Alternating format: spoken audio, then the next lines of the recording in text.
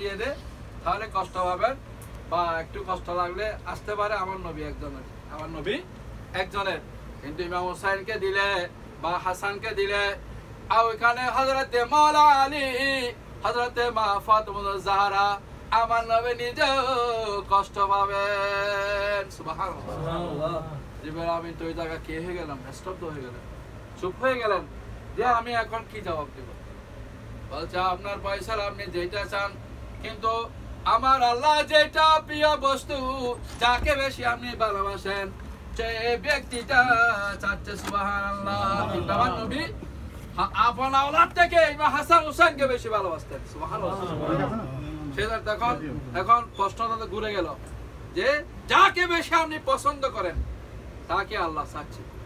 আল্লাহ দরবারে ওখানে বললেন ইয়া বারিলাহি তুমি গিয়ে বলো আল্লাহকে আমি যেটা বেশি পছন্দ করি সেটা আল্লাহর জন্য আমি কবুল করলাম সুবহানাল্লাহ।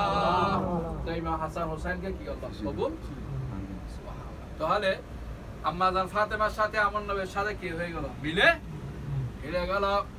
তখন ওখানে হযরত ইব্রাহিম আলাইহিস সালাতু ওয়াস সালামের সাথেও মিলে গেল, কারণ হযরত ইসমাঈল আলাইহিস সালাতু ওয়াস সালামের কপাল মুবারকে আমার নবীর নূর মুবারক ছিল সুবহানাল্লাহ। আমার নবীর নূর মুবারক ছিল, সেই জন্য কি হয় নাই ওখানে ছুরি চালাতে পারে নাই। ওই কোরবানিটা আমার